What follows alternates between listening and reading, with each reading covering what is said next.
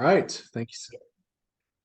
See some familiar names in the chat, so welcome actually. And I saw Sandy Bechtel in there. I used to teach with Sandy Bechtel in Morrison, so that's awesome to see. So welcome everybody. Thank you for joining us this afternoon. I am very excited to be here with you to talk about AI in education and how we, as educators of all levels, can leverage this amazing tool in our classrooms. So I know Arlen is going to be helping man the chat and also looking at that, I'll have it up as well. So feel free to keep pouring your welcomes in there, your introductions in there. And if you have questions, feel free to drop them in. We'll try to save some time at the end. I have a lot to talk about, and I'm going to do my best to squeeze it into an hour. I would highly suggest the Admin Academy that Arlen talked about. Joe I've not heard him speak, but I've heard rave reviews about him. He's also going to be at IETC, which is an LTC event coming up this fall. So, all right, without further ado, so my name is Ben Sondergroth. Happy to be here with you guys. I'm the lead regional EdTech coordinator for the Learning Technology Center of Illinois. We are a state board of education program that is funded to help support all the schools and districts in Illinois in anything educational technology. I am the regional EdTech coordinator for LTC North, which is the northwest corner of the state. So I'm based out of Sterling, Illinois in ROE 47, but I live in Dixon, Illinois with my family. All my contact information is on there. So if you feel free to follow me on social media, shoot me an email if you'd like to learn more about this topic. I'm happy to help in anything EdTech as well. All right, so what's our agenda for today? So it's an ambitious agenda. This is a topic that we could take days and spend days on talking about. So we're going to do a high-level overview of how we can bring in, artificial intelligence into our schools. We're going to start with what is AI?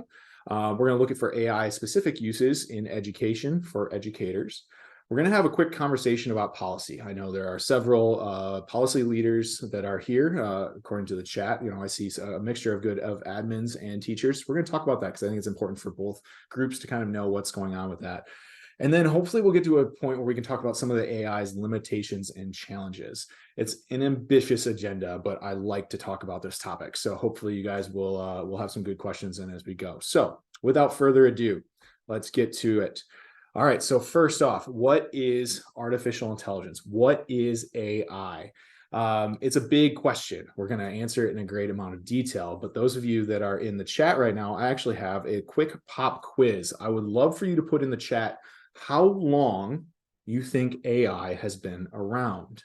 So about how long do you think artificial intelligence has been around? Just put a year in. Think about that. So just a quick second here to see.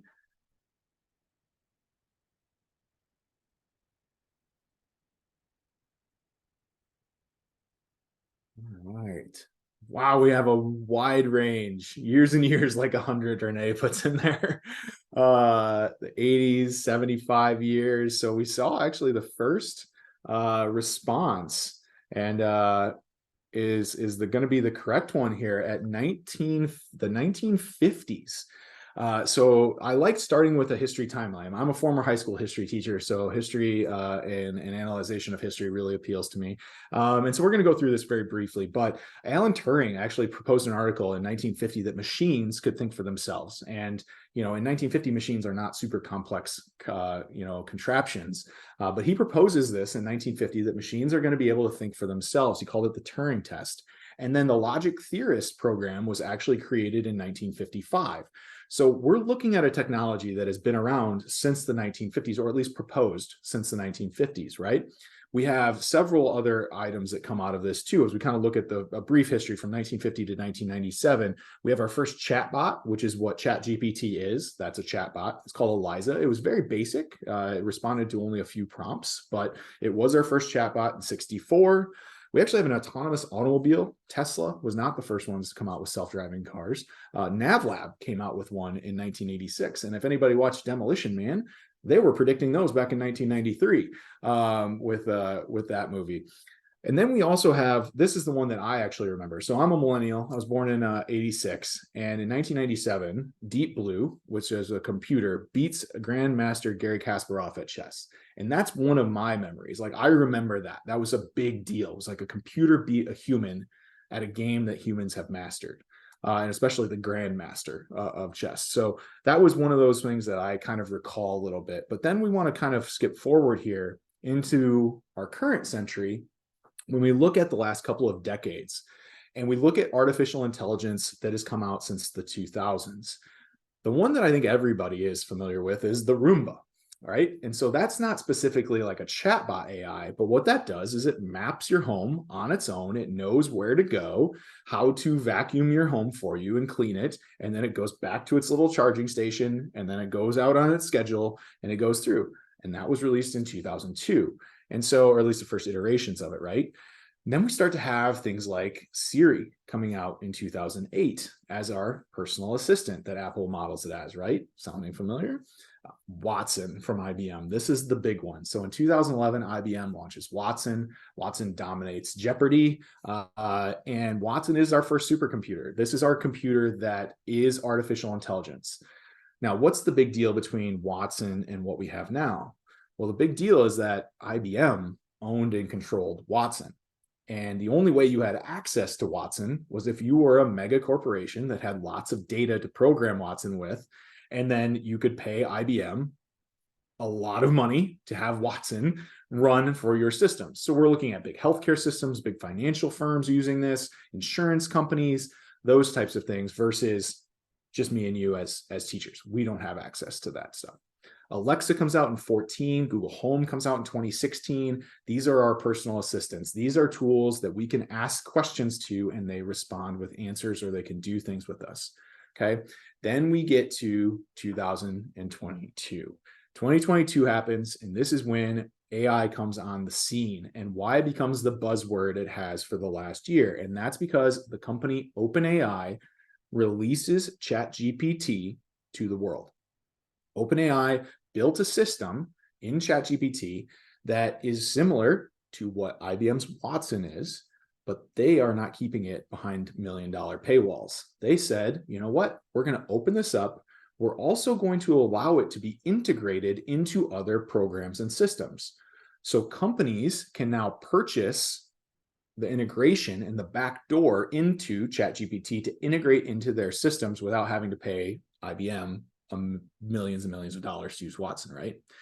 And so this is where we get this flood of AI into our world, is because OpenAI opened up those gates. And it's really cool because they gave us all the power to be able to use these tools. They also, I think, a little bit of Uncle Ben and Spider-Man here of, you know, with great power comes great responsibility, created and opened the floodgates to a lot of potentially worrisome things too. And so right now, before we get into some of that and what AI is, I'd love for you to drop in the chat, thinking about this timeline, thinking about this. I'm going to talk about how it works here in just a second. Are there any other like everyday things that you use AI? Can you drop some examples in the chat for me here? So like, what are some things maybe now you see this timeline, you're like, oh, that's AI. Like I use this, or I use these things. Try not to use something that's on the timeline though, because obviously that would be giving away the answers. Laura puts in her Apple Watch. Absolutely. That's a good one. I use mine all the time. Quizlet for Alex. Yeah. Every education tool seems to be implementing AI now, right? Like it's crazy. It's like every email you get is this. Google Maps. I saw Dallas put in there. Hi, Dallas. How are you? You know, Google Maps for sure. Like, you know, if you're driving and it says slow route or traffic congested ahead, suggested a different route, that's AI saying you shouldn't go this way. All of our data says you should go this way, right? Grammarly, another good one. Google Translate for sure. Autocorrect and spell check are definitely forms of AI.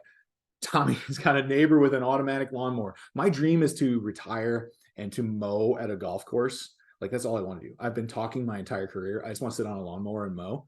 I'm afraid I'm not going to be able to do that. Like I think automation in lawn mowing is going to take over golf courses in the next couple of decades. But anyways, Waze, Carmen, absolutely. Good. Okay. So you guys get the idea. So let's talk about how a lot of that stuff works. Okay. So here's a demo for ChatGPT. We saw in the chat that a lot of you, there are several people in here that are novices at ChatGPT.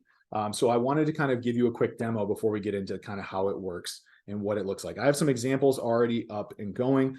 I use ChatGPT almost daily. Like, I really like this tool. I use it to help me a lot. So I've created a couple of prompts. So what this is a chatbot. Okay, so this is a pre-programmed database. That's an important distinction to understand. ChatGPT is a pre-programmed database that has programmed with information from the company OpenAI, and that it uses that information in that database to then predict an answer that you want. All right. So when you think about AI and you think about a chatbot like ChatGPT or Google's Bard, what it's doing is using its database, its memory, to then create a response based on a prompt. So I have a prompt here. I want it to, can't copy and paste, obviously, from a slide deck. So we'll take this prompt here. I'm going to ask ChatGPT to write an opening statement to welcome people to a webinar explaining about how ChatGPT can be used in education.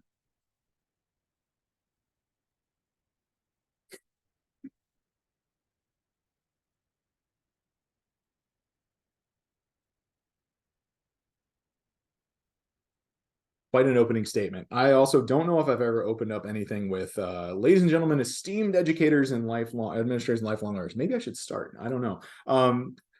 And I've never said a warm welcome, but maybe it's there. But you can see what it's done is it's given me a pretty awesome starting place, at least, for how to kick off a webinar on ChatGPT. Obviously, I didn't do this before because I didn't start out like that, but it's close, and also notice some things. It named my webinar for me. I didn't ask it to, but it did it. Okay, pretty cool. Let's try another one.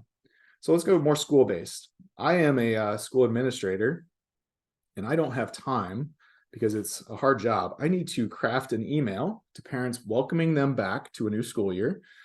Now, here's where we get into how ChatGPT can be used. We'll talk about prompts in a little bit, but one of the things is you want to be very specific in what you ask it. So in that first one, I just asked it a very generalized question, and it gave me a pretty general webinar opening introduction. In fact, it just named a webinar for me that I didn't tell it. This one, I'm giving it some more prompts. I want it to be 200 words. I want it to include information about our back to school night on September 23rd, where there will be a teacher available from 4 to 6, and include that we'll be giving tours of a new cafeteria that has been remodeled over the summer.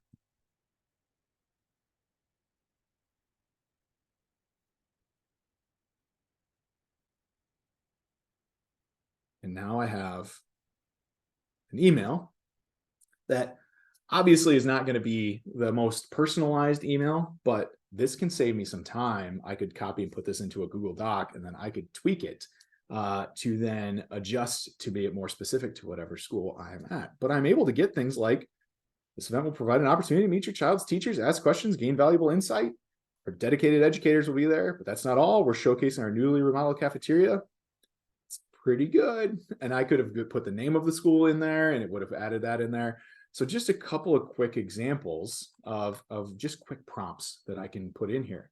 How does it work, though? Like, that's the thing that's interesting to me now. We have this this tool, but how do we actually let it work for us?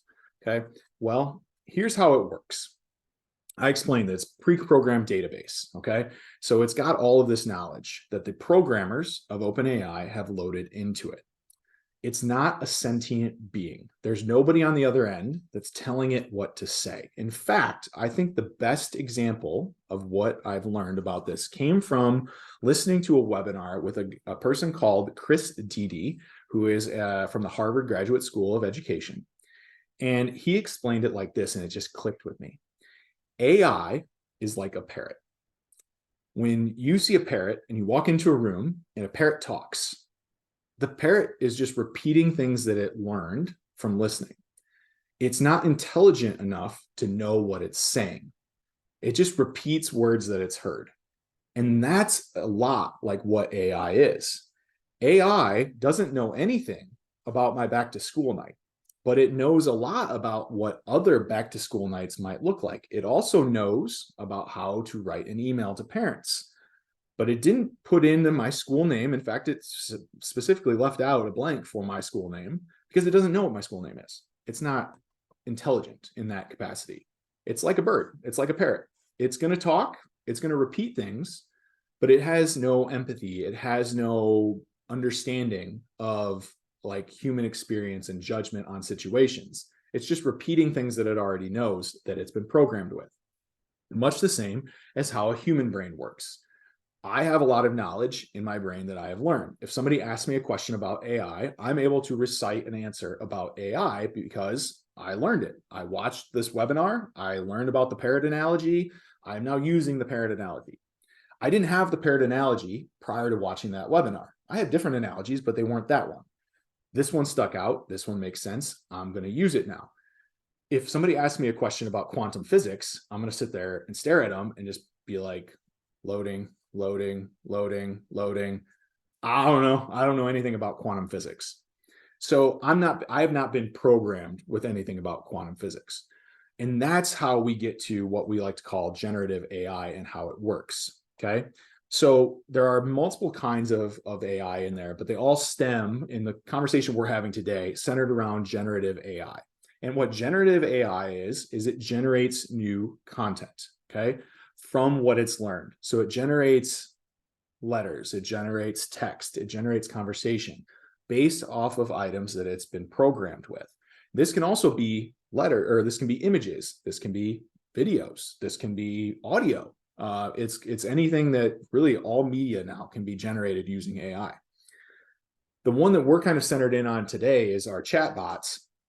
ChatGPT, Bard, Microsoft's Copilot, Sydney, all of those tools.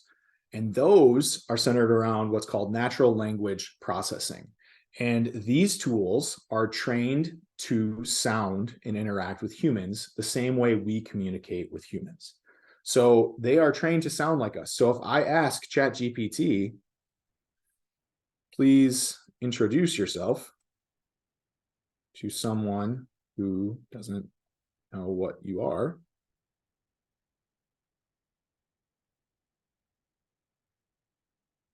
Do you see what it's saying here? I'm ChatGPT. Think of me as a computer program. It's trained to sound and go back and forth with us like it's a person. And Alex, I see your comment there, and we're going to definitely get to that. And so it's really cool because it does have that back and forth. And when you go back and forth with it, you keep asking it questions, you keep going and refining it, it will have that discussion, almost a discussion with you. But all it's really doing is predicting what you want it to say. Okay. So I equate this also. Here's my other analogy. It's like talking to my 6-year-old at home. Sometimes my 6-year-old will just tell me what I want to hear. So I will say something like, how was school today? And he'll say, good. And I'll say, well, what did you do? Recess. Great. But here's the thing. I'm not asking it deep questions, or my 6-year-old in this case. I'm not asking it what this is. And it's not there, right? Like I need to ask better questions to get better responses out of my 6-year-old. But also kind of to Alex's point here with the hallucinations thing, my 6-year-old will just make statements that have no factual backing at all. Like he just told me the other day that the most poisonous spider in the world lives in Africa and it's really big. And I said, well, where'd you learn that at? He goes, oh, I don't know. I just know it.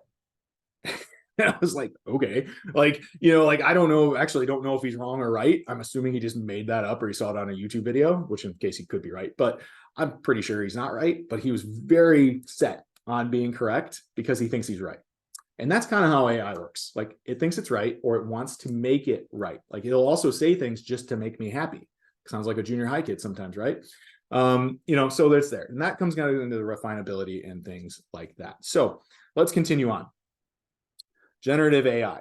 This is how it works. This is a good analogy, and then we're going to get to some examples here. Again, I have a 6-year-old at home. So Legos, they're a big deal. We've got Legos galore. We've got more Legos than I know what to do with. There's Legos everywhere. And of course, he builds the Lego set, and then the Legos get played with, they get broken up, they get put into a box, and then there's just a bunch of Legos in this big, gigantic Rubbermaid tote. And so what generative AI does, when we want to ask it a question, when I'm asking it a question about, we'll say like ChatGPT and education here, actually, we'll go to one of my other examples. Here's a good example. So this is me asking it as if I am teaching law to my high school kids in a law class. I want to know the different types of theft that I would teach to high school seniors in a law class. What it's going to do is it's going to then spit out 12 different types of theft that I could talk to seniors about. Well, how does it work? Well, what it's going to do is it's going to look at, if we go back to our Lego analogy, it's got all of these Legos, which are all the data parameters that it's been programmed with, all of the things that that tool has been uploaded into its system. It's then going to take each one of those Legos, which equals a specific piece of information, and it's going to look at those Legos and say, how can I put these Legos together to build the response that this person wants? So if I'm looking at my kid's tub of Legos and I say, you know what, I want to reconstruct that X-Wing fighter that I spent $80 on the Lego set for, that's now just in a bunch of pieces there. I see a bunch of the pieces of the X-Wing fighter, but I need to put it all back together. So I'm going to start picking out the different pieces that I think will answer the broad question of the X-Wing fighter. So I'm going to start looking for those, and then I'm going to put it together. And eventually I'm going to get something, but it might not be right. I'm going to use the wrong color piece. I'm going to use the 3 brick instead of a 2 brick. And it's going to come out and it's going to kind of look like an X-Wing fighter, but it's not going to be the exact thing that I was trying to build. And so I need to go back into the Legos and I need to keep trying different combinations to build back the X-Wing fighter. And that's what AI is doing. It's programmed with millions of data points. And it's scanning through all of those things and firing on all those different synopsises to bring you the response that you want. And it's going to provide that. But is it always going to be correct? No. Is it going to miss things? Yes. Is it going to put the wrong colored Lego into the build? Potentially. Is it going to be right? Yes, a lot. But it's all of these things combined that make AI what AI is. And it can be confusing, it can be wrong, it can be correct, it can be all of these things. It can be a little scary at times with what it's constructed for you. Like, for example, Microsoft's Sydney tool. This was when it's very early beta. I remember reading an article where it was having a conversation back and forth with a reporter. I believe it was from the New York Times. And at some point, it started to suggest that the reporter was unhappy in his marriage and he should leave his wife, which was a bit troubling, that the AI tool had taken that dark turn. And then Microsoft was quick to be like, no, it's not supposed to do that, because Microsoft's actually using ChatGPT to funnel into Sydney there. But anyways, I digress. It's just interesting. You get those wrong little Legos in there and things can go haywire quickly. So that's a bit of a background on how AI and generative AI works. Now, we talked about multimedia just briefly, but I do want to point out that all of the pictures, or almost all of the pictures, I think most of these pictures are all used using generative AI tools, are all created using generative AI tools. And so what we've done, my colleague and I, including the parrot example here, is we've used, my colleague Eric Santos and I really combine on all of our AI sessions. So a lot of this is his, a lot of it's mine. It's kind of all together. We use text to image tools like Adobe's Firefly here to, create images for our slide decks. So for this example, I wanted a parrot sitting on the shoulder of a tall white male with brown hair and a tan. I may look a little pale in here, but I think I've got a pretty good tan. So this is what it gave me, including this one, which is a bit troubling when a parrot's just apparently squashing this person's head, which is not exactly what we were looking for, but this one's pretty good. This was kind of what I was looking for. This one looks like this parrot also has, I don't know if that's hair or another nose coming out of that guy's head. There's multiple lips coming out. That's weird. And then this parrot's just sitting on this person's head, not the shoulder at all. So AI, generative AI is cool, but also shows that it has some imperfections still to go. So just some interesting little tidbits there, is that a lot of this is generative AI that's producing the content that you're seeing right now, because I thought it would be a good thing. So, okay. Moving on, some industries that use AI. And if you have more examples, please drop them in the chat. Love to hear. Here's just a quick few. Our self-driving cars, are using AI. Tesla's self-driving cars, Waymo taxis, these self-driving vehicles are all using AI to determine and use the cameras that are in front to scan what is taking place in front of the car, put that into the system, compute it really quickly, and then the car makes a decision on what it's supposed to do. It's amazing how fast these systems work. Medical, using it all the time. Gaming for more realistic opponents. Agriculture is just an insane use right now. I'm a big fan of using drones. I like to teach drones to schools and bring drones in. In agriculture specifically, they're using drones to fly over cornfields or any sort of crop, I guess, and take pictures. Those drones are taking hundreds of pictures as they fly over the fields. Those pictures are then uploaded into an AI program that has been uploaded with thousands of pictures of that plant. We'll use corn as our example right now. If that drone's flying over a cornfield, it's taking pictures. Those pictures are then uploaded and compared against a database of all the different health levels of corn. And so they look and say, this is a healthy corn stalk. This is a healthy corn stalk. Boom, that's a healthy piece of corn. Oh, a little bit further, this corn is brown, it is shorter, it is lower. That matches this corn. Boom, what happens there? This shows that that corn is infected with this type of fungus. So you need to apply this fungicide to this corn, and it can spit that information out in real time. It's pretty cool. Finance is using it daily. I mean, just to analyze markets, things, just digest information. And then entertainment, it's all over the place. I'm a huge Star Wars fan. They're using AI like crazy. I don't want to spoil Ahsoka episode 5, but there's some AI deep fakes going on in there and de-aging that was out of this world. Mandalorian did the same thing. The Irishman, they made all of those old guys that are in their 80s look like they were in their 30s and 40s. And by de-aging and using deep fakes, that's AI. That's also one of the troubling things that's out there, is that AI can be used for these deep fakes. Arlen and I were actually having a conversation before about a topic, or about programs that you can just say a few words into a computer and into an AI program, and then it can just automatically generate you saying anything. If you're curious about this, look up podcast.ai. There are 4 different sample podcasts there that have celebrities interviewing people or talking, and none of them are real. There's one where Joe Rogan is interviewing Steve Jobs. Steve Jobs is dead, we think, allegedly. It's not happening. Like, that's not a real interview, but it sounds pretty real. It's pretty crazy. Fast and Furious after Paul Walker. Yeah, absolutely. Things like that. So it's really just crazy what all of these industries are doing for using AI. And something that I was just having a conversation a couple of hours ago with a person who's in the drone industry, former Air Force, retired Air Force pilot, talking about his new drone that's coming to market. And he told me, like, I told him what my webinar was on later today, and he goes, man, we use it all the time. He goes, if you're not using it in business or an industry, you're getting left behind. And I found that to be pretty fascinating to come from somebody outside of the education world, using this technology. So Alex puts a good note in there about military uses of AI. It is something that is super questionable. And that's where we get into, I'm glad Alex is the first one to bring up death in this conversation.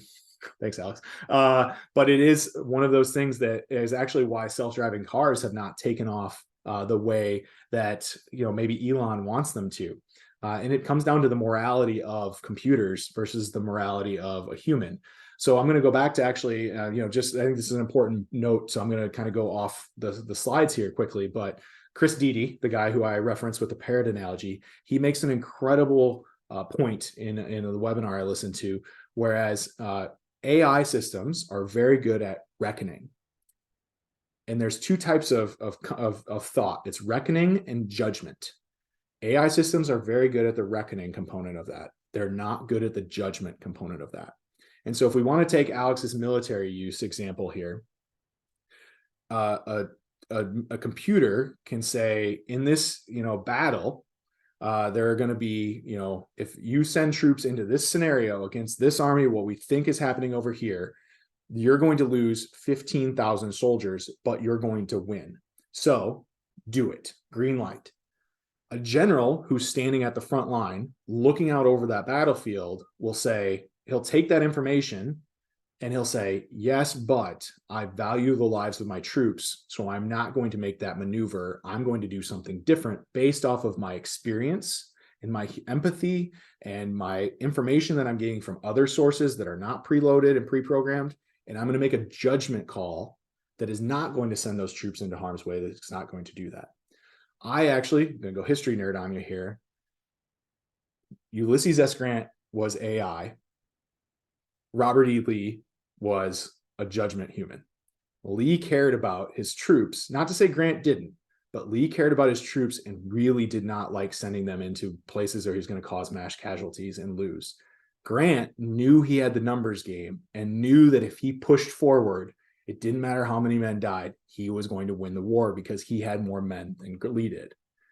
And that is reckoning versus judgment, which is really interesting in the grand scheme of things.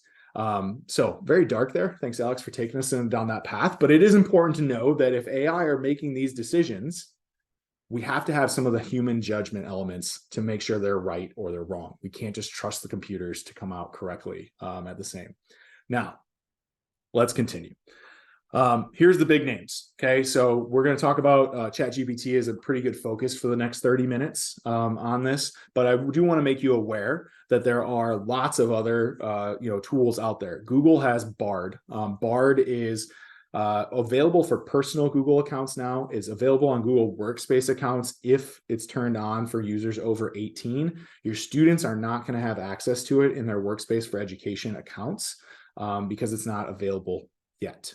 Google has not released if they're going to turn that on for education. I think they're kind of waiting on the firestorm to settle to see where it falls. However, I can go to Bard on my personal Google account and I can ask Bard a question. So this is Bard. You can see this is what it looks like. It looks very similar to ChatGPT. And I was talking to Arlen. I am very much a fan of Bard. I use Bard a lot. I use ChatGPT a lot in my professional life, and I use Bard a lot in my personal life. The biggest difference as we kind of talk about these two tools is that Bard is much more concise and to the point and uses language that I think is a little bit easier to understand and digest, whereas ChatGPT seems to be a little bit more thorough and can talk in a little bit more of a professional manner. So just kind of we'll give it 2 prompts here. Let's ask it to give me 5 things to do and see in Jacksonville,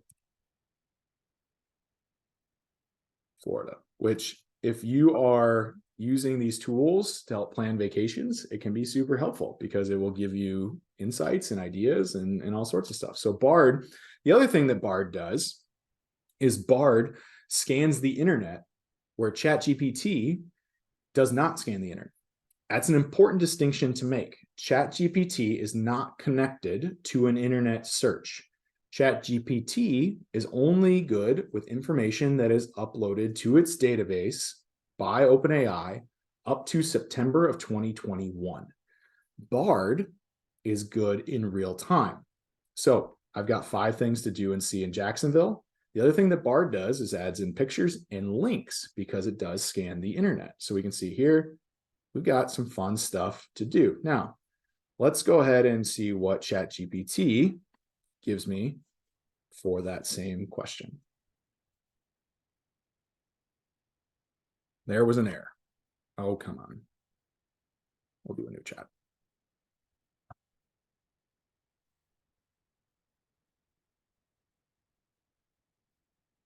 I'm curious. Let's see see what we got for a comparison here between the two. Keep losing it in between my screens. We've got Jack's Beach, Museum of Art and Gardens, Kingsley Plantation is our first 3. Here we have the Jacksonville Zoo, South Bank Riverwalk. There's the Museum of Art. There's the plantation and a day at the beach. 2 different AI tools. 3 out of 5 responses were different between the 2. So just something as a quick comparison to, get you guys thinking a little bit. One of the things that I do want to encourage you is that if you are looking at these different tools is to use them all, try them all, practice, see what they're different, see which one you like. I like Bard for personal stuff. I like ChatGPT for professional stuff. So just some interesting stuff as we talk about the different tools here. Microsoft has their own. So Sydney is Bing's there. Copilot is in Office 365. That's your Office 365, AI assistant that's embedded in Word and PowerPoint and all of those tools, Excel. Meta is coming out with a tool called Llama. Elon Musk, of course, he's got to get in the game too. And guess what he's calling it? X. That's weird. And then Apple is also releasing one soon. I believe they're going to call that one Ajax, which is actually kind of a cool name. I like that one. All right. So let's look at this. Let's look at some everyday uses for these chatbots. We've shown a few now. Also, if you've used it before, I'd love for you guys to put some examples in the chat on how you've used it in your own professional lives or your personal lives if you want to share those things as well. Okay. When we start to use it, as you've kind of already seen, it's super important to know what you're prompting it with. So these chatbots are programmed to answer questions, concern, ideas generation, those types of things. You send it a message, as it says here. But the big thing about this is that you need to prompt it correctly. So the more general your prompt is, the more general your answer will be back from the tool. And so when you want something specific, you need to give it specifics. So I actually asked it to give me some helpful ways that we can prompt ChatGPT. So these 7 ideas here came from ChatGPT telling me how to do it. And I would agree, obviously, because it told me to, but like in my experience, in my judgment, these are all things that I do and I try to be concise with, because one of the big ones here is setting constraints. If you just tell it to write something, it's going to write and write and write and write. But if you only need 100 words, you have to tell it to write it in 100 words. It's very important to do that. So I'm not going to read all these to you. You guys can read them as they're on your screen, but there are really important ones on here. Like, I go back to the 6-year-old analogy. Ask open-ended questions, not yes or no questions. If I ask my 6-year-old, how was school today? He says, good, because that's a very closed question, right? Like he can answer that in a 1-word sentence. If I say to him something like, what was your favorite topic at school today, and what did you learn? Now he has to actually come out with something out of that. So who did you play with, and what did you do with them? We're giving them more open-ended questions for my 6-year-old to answer. ChatGPT works in much the same way. And we're going to see some examples now. So this is an example here where I actually asked it in a workshop I was doing on ChatGPT to, what are some ways that I could have teachers, use this and experiment with it for the first time? So this question here is and then reflect on it. So I asked it to give me some reflection questions that I should ask a group after they explore ChatGPT for the first time. It gave me 10. I ain't got time for people to answer 10 questions in a workshop. We got to go. So I refined it and I said, pick out the best 4. So again, I didn't put any parameters on that first prompt, and it gave me 10 different questions. So I asked it, then I put some more parameters on it, refined it, give me 4, and it gave me the 4. You know what? There were 4 good ones. So those were the ones that I used for that one. So it really helps in like summarizing, giving those questions that maybe I wasn't able to think of on my own, or like frankly didn't want to. It did it for me, and it was good. This is another way, creating titles. I have found I am not as big of a fan of this as I once was. I'm still going to put it in the presentation because I think it is important. I have this session that I've done multiple times, and I wanted to refresh the title. So I said, rewrite this title, Unleash Creativity in the Chromebook or the Classroom with Google, a guide to using all of those tools. And it did, but it wasn't very good.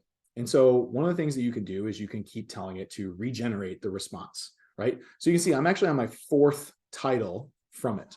So if I go back to that example here that we were doing, let's go back to the Jacksonville activities. There we go, this one. I'll say, you know what? I don't really like that one. Regenerate. It'll rewrite it. And so I can keep asking it to do it until I'm satisfied with its response. Now, I say I'm not as big of a fan of this anymore. One thing I've been seeing is that it has been using the same types of wording over and over and over again. I was asking it for a session title the other day, and I went through 7 different regenerations, and it used the word empowering in every single one of them. And so I'm beginning to become a little leery of using it for something like this, because it was a little bit interesting, right? And here you can see just some more examples of asking it some different titles. Okay, the writer's block solution. So this is something that I really enjoy going through, because I sometimes I get a little distracted, a little ADD. I don't have great definition on like what I want to do, what do I want to write about, what do I want to talk about. I was asked to keynote a summit, and I said the ROE8 summit up in Freeport. I didn't really know what I was going to talk about. And so I just asked it, I needed a title I knew I wanted to write about or talk about transformative technologies practically in the classroom. So I asked it, I need a title for that. I didn't really know what I wanted to talk about for the whole keynote. And it gave me this first title, From Science Fiction to Classroom Reality, Using Transformative Technology to Enhance Learning. Immediately, I was like, I'm in. Like, that's what I want to talk about. I want to talk about how things I watched when I was growing up on TV are now real because of the technology enhancements that we've had in our society. And I built my entire presentation off of it. And then I said, well, write a description for it. It wrote the description for it. Now, I took that description and I tweaked it because it was a great starting point. And again, that solution to writer's block, but it wasn't perfect, but it gave me a nice spot to go. So again, I would encourage you, check out those things, use it for those like things where you just need a starter. This is where we can use it with kids too, asking them to use it as a starting point, kickoff point. Mr. Stein, I don't know what to study. I don't know what to research. I don't know how many times I told kids, I'm like, hey, you gotta, we're studying World War II. You can, do your presentation about anything. And they'd be like, well, what? I don't even know what I want to do it about. You could ask ChatGPT and I could give them some examples of what they would want to potentially present on. So pretty cool one there. Whew. How about this? How about some specific AI uses for educators? Okay. And I see actually a couple of examples that have already been in the chat here. Lesson plans and outlines. We can ask ChatGPT specifically, like here's an example here, and I'll just show you this one getting wrote in real time. So I can take this in. Let's go, here we go, new chat. So I'm going to have it write an NGSS aligned science lesson in the 5E model format for second graders.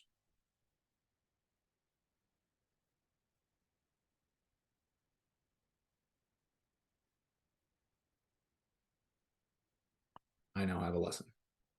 Or what I would like to actually refer to is I have a starting point for a lesson. This is our judgment and reckoning portion of the conversation in real time. This is what it thinks is a good lesson based off of all of the data that it's been programmed with. As a teacher, I'm able to look at this and make the call on, is this a good lesson or not? And what can I take out of this? And what can I tweak? And what can I make my own? What can I combine with other ideas that I already know? But this is a super helpful jumping off point. I was at a high school talking to a shop teacher, and he said, I was presenting on AI, and he's like, hey, will that give me some ideas on how I can teach how to use a tape measure with my kids? Because all I've been doing the same thing for the last 15 years, and I'd like to mix it up.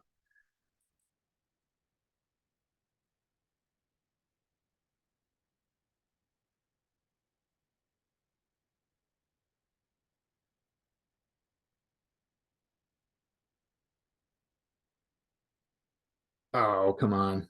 There we go. Okay.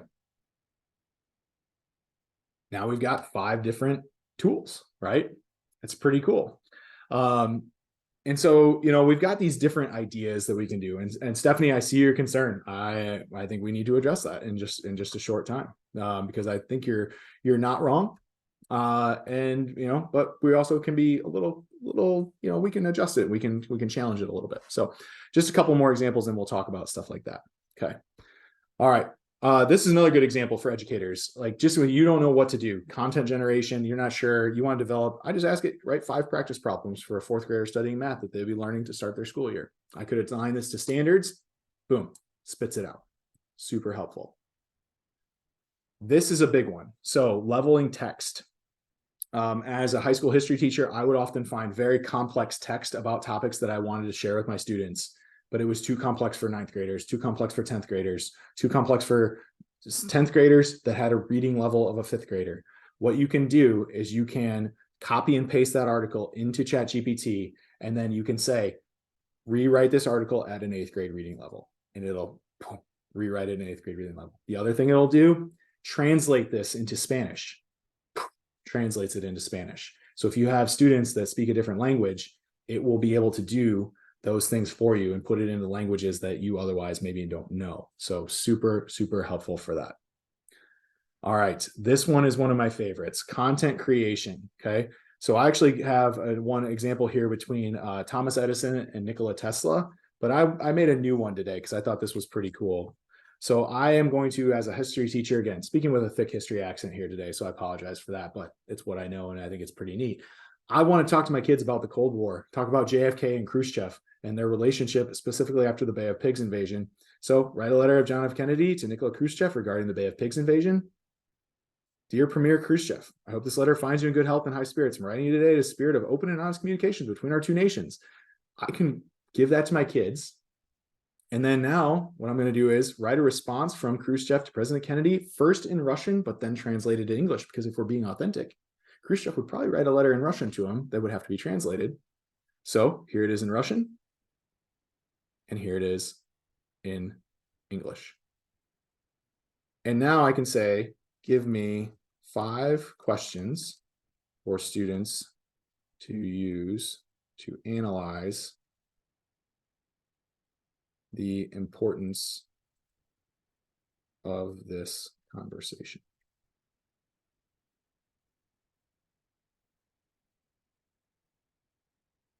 And now I've got this content creation. So here's my thing though, Stephanie, to address your point here, okay? Because about the dumb down our students.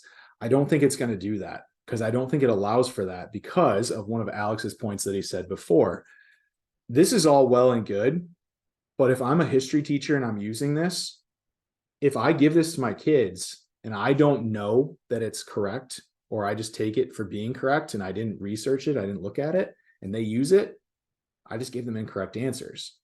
And so they can't, that's part of the conversation that we have to have with kids, is you can't trust everything that it gives, because it's going to be wrong at times. In fact, it can be insanely wrong at times.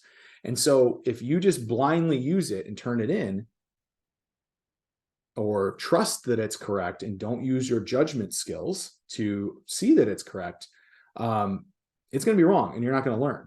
And so that's one thing that, like, you can't just trust it at its word. Like, you can't just take what it's giving you and spit it out. So that conversation has to happen, or else, yeah, it might dumb down students, because they're not like, I'm just going to use ChatGPT for everything.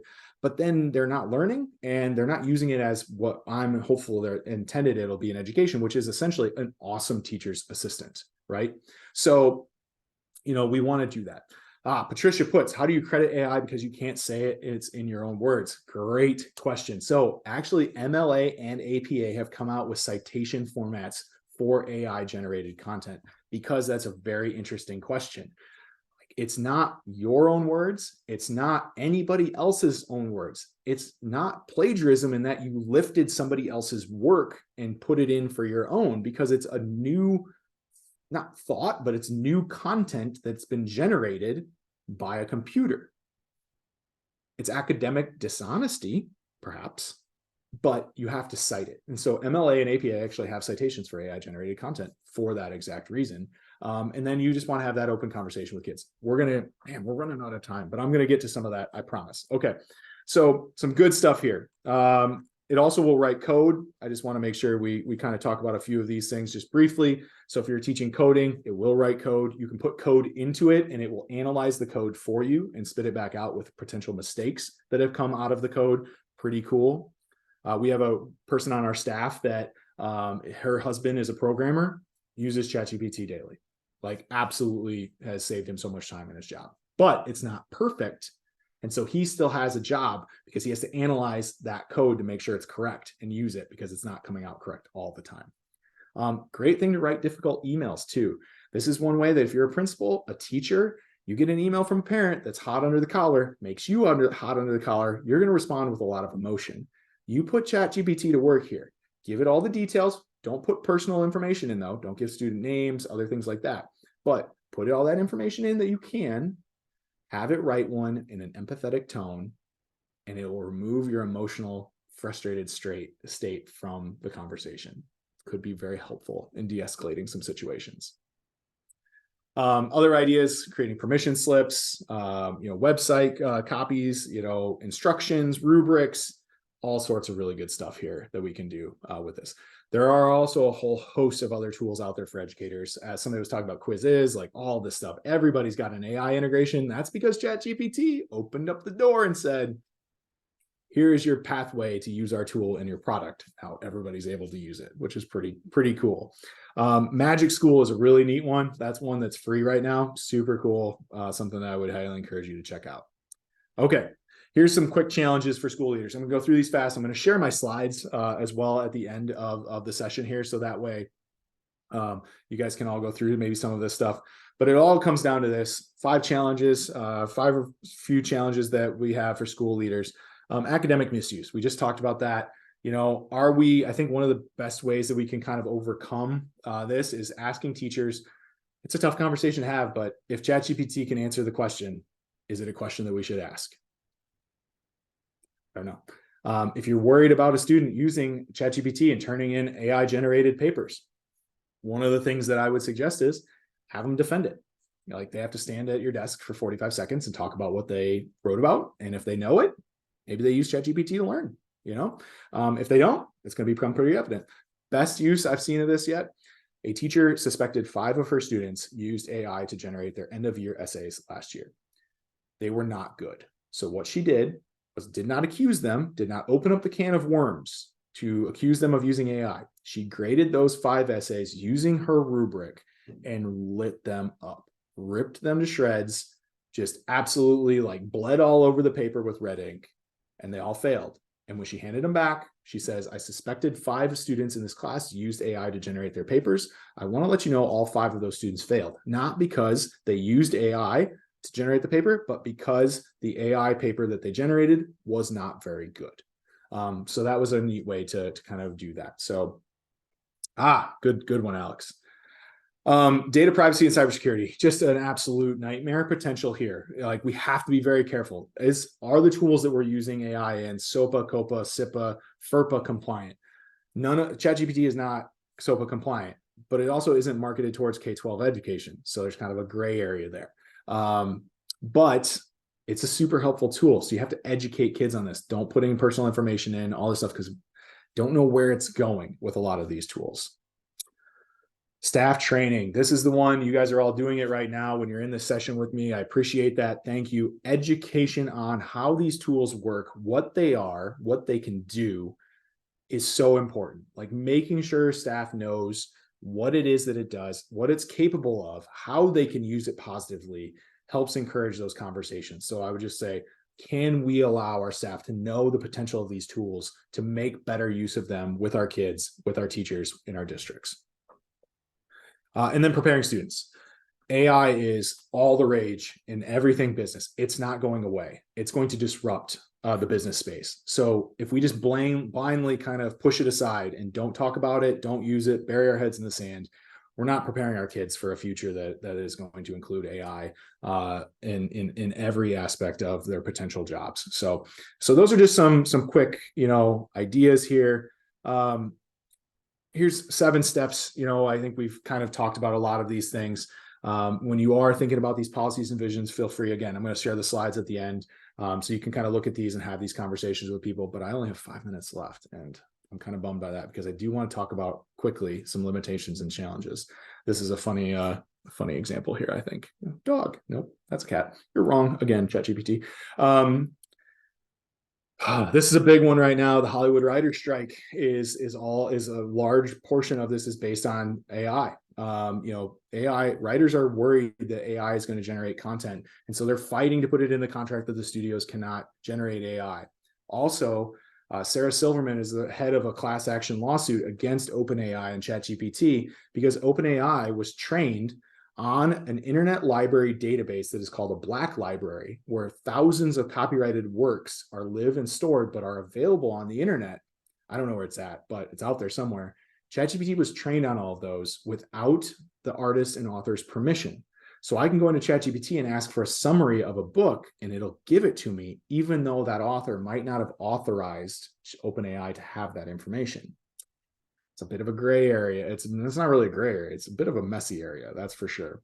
But then there's also cool things here, like AI finished Beethoven's Last Symphony. A programmer created an AI database, used all of Beethoven's previous work as the base of it, added in all of the composers that would have influenced Beethoven, and then had it finish Beethoven's Ninth Symphony, and then an orchestra performed it. I'm worried that we're going to need AI to finish George R.R. Martin's version of Game of Thrones at this point. I am just not confident that we're going to get the next 2 books, but maybe AI can do it for us. All right. It can generate fake news. This is a problem. It can generate fake images. This was one that went viral on Twitter of President Trump after one of the indictments being arrested and led out of a Trump Tower in handcuffs. Didn't happen. Not real. Never took place. But somebody was able to go into an AI generative program and create this image. The other one that went mainstream and viral earlier in the year was the Balenciaga Pope, where the Pope was seen wearing a Balenciaga jacket that was like a $5,000 jacket. Wasn't real, completely AI generated, but the internet thought it was real for several hours. It's a concern. So we have to teach kids to look for things that don't look right. Like if you kind of zoom in here, there are a lot of legs happening down in this area. That's not right. So we have to teach kids to be vigilant of this. We have to be vigilant of this. And we'll end with this one, the hallucinations component of this. Okay. So Alex mentioned this in the chat earlier. This is one of the scarier things about AI. When AI doesn't know what to respond with, it oftentimes will make something up. These are called hallucinations. Here is an example. An attorney in New Jersey filed a court brief to a judge. He used ChatGPT to create the court briefing. The judge read the court briefing. The court briefing cited 5 court cases in defense of that attorney's client. None of those court cases were real. All of them were fictional. They weren't even fictional. They were just completely made up by ChatGPT. The judge threw the case out because the lawyer didn't do his work, didn't cite incorrect court cases, didn't even cite incorrect court cases that didn't exist. And that's kind of the scary thing. That's what we have to worry about when it's doing this stuff is the stuff that it's creating real? Like, because it's just going to potentially hallucinate. And the scarier part about it is the creators of these AI programs don't know why it does it. There's a great 60 Minutes interview that I would encourage you all to go out and watch about Google's Bard. It aired back in March or April, and it's 27 minutes long. You can find it on YouTube. And they straight up ask Sundar from Google, the CEO of Google, do you know how this happens? And he says, no, we don't. No one in the industry does. The other thing is that they wrote one sentence of Bangladesh into Google's Bard, the program that trains Google's Bard. They wrote one sentence of Bangladesh in the Bangladesh national anthem. It could then translate anything into the entire language of Bangladesh. It was not programmed to know how to use the Bangladesh language, but it learned, and they don't know how. It's a little terrifying. And I hope when you come from this, like some of the stuff here, like there's also a lot of bias in morality potentials in this. We've talked about that before. These programs are only as good as the people that program them and the people that upload the information into the database. Just like a human is only as good as the information it has gained from its own experiences and the knowledge that it's learned. So we want to make sure that we're talking about these things in a way that, you know, are easy for people to comprehend. We want to make sure that people understand how they work, not be terrified by them, but be a little scared of them at the same time. Like, I'm not here to beat the drum down to say this is the greatest thing of all time. It is potentially the greatest thing of all time, but if you're scared and terrified by it, it could definitely be terrifying. Like, you should have all the feels after this. I'm going to leave you with one thing here. I have some tips here that you can read through when I do share the slides. I'm at time right now, so I just want to share this.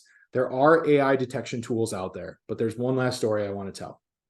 I had a friend that I graduated college with. We were both history education majors. She's now a special education teacher out in Utah. She was getting her master's degree. She wrote on Facebook that she wrote her master's thesis, wrote it herself, and then had ChatGPT also write her master's thesis. She submitted them both to a tool that her school district had purchased to use to detect AI-generated work. The AI-generated content came back at 98% certain that that paper was written using AI. Her thesis that she put in, that she wrote, came back at 97% certain it was generated by AI. That is crazy. And either we're all robots, and this is simulation theory, or it just shows that the AI bots detection bots are not great at detecting AI generated content. So don't take that at face value. Use other means to ask kids questions about the work that they generated and things like that. It's pretty nuts. So, all right, here's we're at time. Thank you all. I will absolutely now give you that link to the slides. I'll drop it in the chat here. You're more than welcome to take those and, you know, take any information out. There are a couple of slides I didn't get to. Thank you for spending an hour after, I'm sure, your work day. I hope you found great value in this. And Arlen, thank you very much for the opportunity to present. Yeah, ILL for any Illini fans out there. Yeah, this was great. I really enjoyed it. And thank you all. Wonderful, Ben. Thank you so much for this fascinating presentation on artificial intelligence in education. Really appreciate all the insights. You took us all the way up to 4 o'clock, which is great, and lots of thank yous coming into the chat. So Ben, I hope you're seeing that. Susan Camasso, you do have your hand raised. Do you have a question, Susan? Would you like me to allow you to unmute your mic? Nope, her hand went down. Yeah, I agree with you, Maureen. That was the fastest 1-hour webinar I've experienced. So I was engaged and locked in. That's great. You and me both. That was just it goes by so fast. So yeah. And Alex, I want to shout out Alex for being a great you know, proponent of it and asking good questions and providing good insights too. That was great. Thank you. Yes, always great to have engaged participants with some knowledge about this to be able to share with the rest of the group. I don't see any questions, Ben, so you might have really covered it. Thanks for sharing the slides. I'm going to stop the recording now.